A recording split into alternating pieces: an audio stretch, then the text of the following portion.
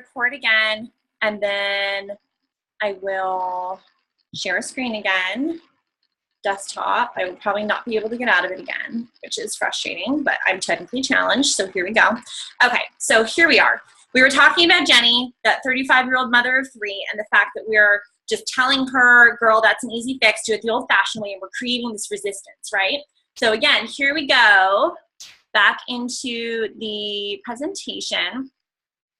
So we're empowering her to be the leader.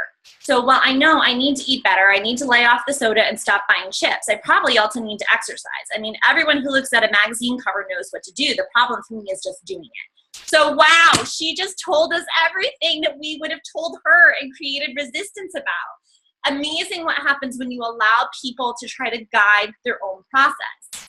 So here are a bunch of examples of statements that you can use that are open-ended, that put the person you're having the conversation with in the position to be the empowered leader of their own health. What do you think your next step should be? If you imagined the problem being solved in your head, can you backtrack and envision how it might be solved? Can you make a list of 5 things you could do to get you closer to XYZ? Of the list you made, which thing sounds like the first one you'd like to work on? Do you know what you should be doing, or do you need help figuring it out? These are all really, really easy statements that you can use at just about any point in a conversation. Now, but sometimes you do need to provide them with knowledge they don't already have. So what happens if you're having a conversation with somebody who really doesn't know that soda is bad for them, or really doesn't understand that they should be exercising?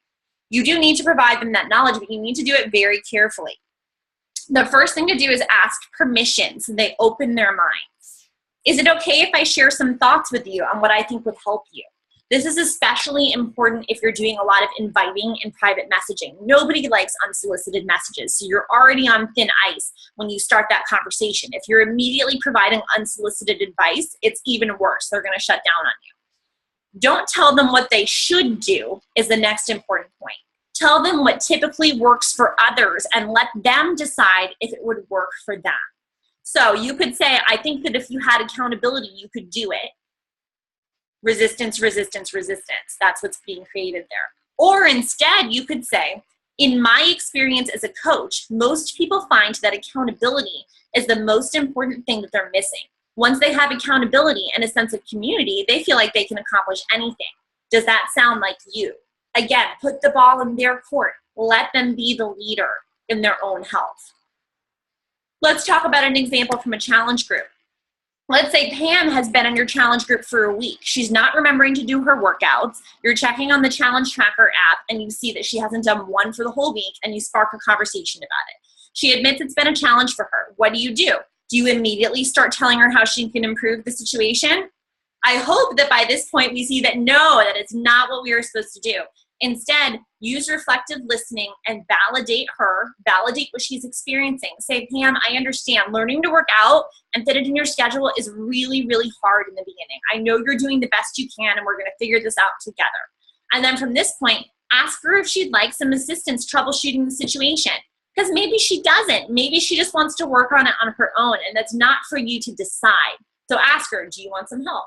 So she says she'd like to talk it out with you. Do you immediately tell her 5 solutions to her problem? No. Put the ball in her court. Empower her. Let her lead. Ask her if she has any ideas on what might help get her over this hurdle. Because let's be honest, you're not watching her life with a camera. You don't know what things are like for her at her job. You don't know what things are like for her at home. You don't know what her marriage is like. You don't know what's going on inside of her head. I mean, we, as available as we make ourselves to our clients and as much of a relationship as we build with them on social media, it's still just a relationship between a coach and a challenger. We don't know all of their secrets. So she really probably has the best ideas on what might work for her. So let her share them with you. Know that this applies to leading your team too. It applies to how you speak to your coaches, how you speak to your potential coaches, how you design your onboarding systems and your education systems. Empower people. Respect who they are. Respect their intuitive ability to lead themselves, and you're going to have a much, much stronger team. So that is where my presentation ends. And I was, I see. you coming back? You're coming back soon. Let's see. So I invite you guys, first of all, to tell me if you feel like these are mistakes that you have made in conversations with people before. And while somebody talks to me about that, I am going to try to figure out how on earth to get off of my screen share here. Oh, wait, no, I want to keep the meeting. So maybe Yvette, I know you were kind of chatting in the chat box about some of this. Can you tell me a few of your thoughts while I try to figure out how to get off the screen share? Is Yvette still here? How do I do this? Okay, hold on. Zoom, how to exit screen share. Amanda, are you still there? Do you want to tell me if you've experienced this with your church group at all? Oh my gosh. Well, I know when I heard about it, I immediately thought of my father. Okay. And so I've totally done this with him and like trying to teach him and just getting so frustrated. Yeah. And so he's definitely in the lukewarm. It's like, yes, I should eat better. And so it's just, I love the idea of empowering because there can be so much guilt and shame surrounding it. Totally. And when you talk to him, do you just feel like you are in a constant argument with him? Yes. Yeah, right? It's like you probably look at him and you're like, what a jerk you are. You are so argumentative, right? Do you think that? It's not like a jerk. It's more so, I love you so much. Why are you just not listening to me? Yeah, so you might not have realized until now that you are accidentally causing him to argue. And it's the most frustrating process to learn to rein in how we talk to people, but it becomes rewarding when we see that it gives us better results overall. I am failing at figuring out the screen share thing. I think that like I'm completely missing a button that I'm supposed to have here. But okay, who's still on with me? Does anybody else want to share their thoughts? No? So I was going to do a little bit of like a practice exercise. Who's that? Is that Yvette? Can you hear me? I can, yes. I put it, there's a lot of background noise, so I muted myself. So Okay. I put my comments in the chat box. Okay. I can't get off of screen share, which is driving me nuts, so I can't see your beautiful comments. So do you want to tell them to me so I can hear you?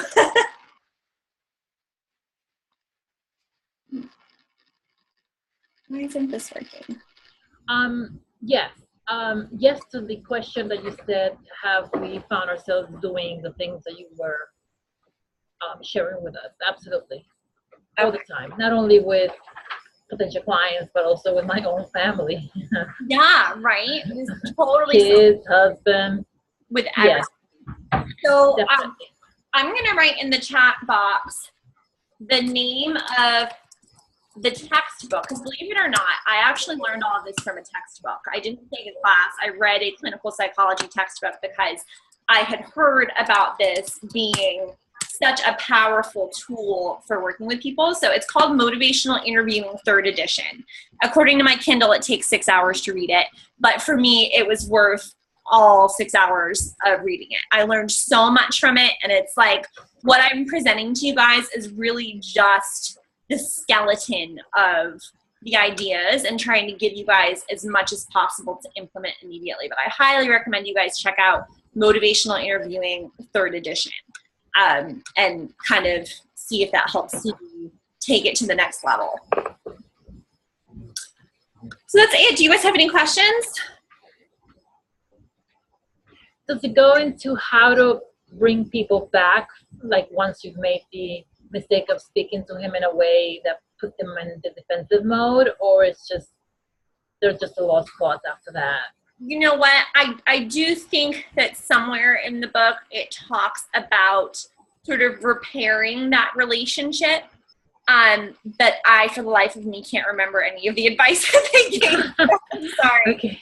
Okay. I do know that it's like, for us, our relationships with people who might become our clients tend to be very superficial at first. And so it's harder for us because it's a virtual relationship. So it is better just to avoid it in the first place. But hopefully if you get that textbook, I can tell you some more. Right. No, I'm definitely going to look into getting the textbook, and from now on, it just makes so much sense when you said that when you first tell somebody to do something that they're going to get on defensive. We all do. Totally. Amanda, do you have any questions? I was just trying to think through it in like phrases. I'm just really digging. Let's think of 5 things to get you closer. Now, what's the first one you want to start working on? Because I love how they have to work and think, and it's kind of having them take an action step. Totally. And which I love. And I think that, again, it acknowledges that the coach is not the person who is the expert. The person is the person on themselves who is an expert. So like for me, sometimes I might think that I'm giving somebody the easiest step for them to take forward. And that's actually not the easiest step. Like our mutual friend, Rebecca, I had no idea that she does not like to eat meat. And so like in my challenge groups, one of the first things that I have people work on, as you know, is eating more protein. Yeah. Because I feel like that's the easiest thing for people to do. But in fact, it's a little different because that's a group environment. So I kind of have to make the choice of the order.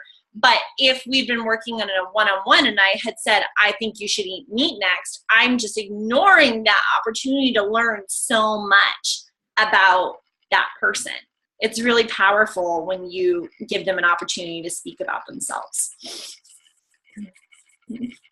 That's awesome. All right, well, I'm going to leave it there, guys. And if you have any questions, you can always reach out to me about it. I'm hoping that my recording of it didn't get messed up from having to switch Zooms, but I think it might have. So I may just have to redo this sometime when more people can come on. Ooh. So I do have one question. Sure. So the people who are saying I'm just okay with where I'm at, do you ever try to push that at all, or are you just like, okay? You know what? I do myself usually try to push it a little bit. And sometimes it works and sometimes it backfires on me. And I wish if Carl was still on, he could probably give us some perspective on what a counselor would do.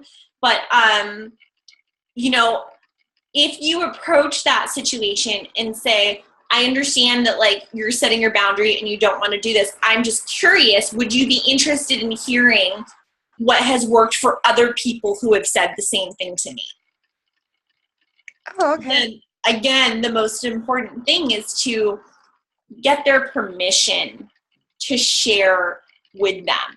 And if you can get somebody who's at that point where they're saying, no, I don't want to do that, to be open to listening to you, well, that's already a step away from where they were. Just the fact that they're willing to listen to somebody else's perspective. But it's really important along the way to continue to make that person feel validated and accepted. And that can be so hard. Like if somebody comes to you and says, you know, I have no desire to eat healthy. Like, this is just the way that I am and you need to deal with it. Like, it's very hard to respond to that in a validating way when in your head you feel differently. So to say, oh yeah, I totally understand. You know, everybody has their own way of doing things. And it sounds like you've got something that works for you. Like, that can be so hard when in your head you really want to be like, what's wrong with you? But if you can keep it together and you can give them that validation that shows them they're not being judged and shamed for being who they are in that conversation with you, and then you can get their permission to share your point of view, and that, I think that can really get somebody to move towards making a behavior change. Does that make sense? Yep. Totally. Awesome. I love motivational interviewing. I'm so excited. Yvette, do you have any other questions? No, I'm good. I'm thinking it will be very hard for me to come across as authentic to answer somebody like you just said when you can see that they need the help. So it's something that you definitely have to work on to come across genuine and not, you know, fake or they can feel that they're just, you know, not taking them into consideration and validate them. I totally get that. Like somebody like me, it will be very difficult for me to say, oh yeah, it's okay, it's cool, you know. Are you open to hearing what has worked for some of my other coaches who have said the same thing? Oh, sure. Sure. And No, I am. I just motivational interviewed you right there. Yeah, See? exactly. I see. So a lot of people find that when they come into fitness and nutrition, that a little bit of personal development helps them in the direction of how they feel about other people and how they judge other people. Like, are you the type of person who really believes that everybody is doing the best they can in the instant that they are in? Or are you a person who looks at people and says, wow, that person is really not doing the best that they can? Because if you're a person who believes that somebody is doing the best that they can in that instant, it comes a lot more naturally to you to be empathetic and to be validating. It's when you're naturally judging people and feeling like you can put yourself in a position to say that they're not doing a good enough job, that it becomes easier to respond to people the way that you feel like you want to respond to people without writing reflex. So like, that's where a lot of my coaches who are Christian do really, really well with this, because it's that idea of forgiveness and grace and the fact that like the higher power is the only one who's allowed to judge. Motivational interviewing comes very naturally to them because like it's a really hard thing to get your heart and soul to the point where you'll look at like somebody who you would usually think is a horrible human being and treat them with love and to treat them with respect and to say, you know, that person unfortunately is a child of God, and so I'm going to treat them just like I would treat everybody else. So just, you know, food for thought. Like I know one book that really helped me with that was it was either Daring Greatly or Rising Strong by Brene Brown. She has a whole section talking about that, and she tells this story, oh my God, it's so mortifying, about how she went to a convention and she was a speaker and they asked her to share a room with another speaker, which she would never do. But she was like, for some reason, she said yes to it. And she walked in and the woman was eating a jelly donut on the hotel couch. And when she went to shake Brene's hand, she realized she had jelly on her hand. So she reached down and she wiped the jelly off on the couch, on the upholstery of the hotel couch, and looked at her and said, I don't have to clean it. It's not my couch. And cleaned her hands off and went to shake hands. And she tells this whole story about how she like literally wanted to lose it on the woman and how she had to be in therapy for like a month to accept the fact that this lady like was really trying to do the best that she could, and that what she needed was empathy, and she needed somebody to validate her and like all this stuff. So it's a good book is what I'm trying to say. That is a tough one. Oh, it is. Yeah. It is tough. Okay, well, I'm gonna let you ladies go, and you can always message me with any questions. And thank you so much for giving me the chance to talk about this and to experiment with Zoom. I haven't used it very much before as a host, so I appreciate you guys bearing with me on that. No, thank you, Lauren, for sharing your Thank wisdom. you. This was great.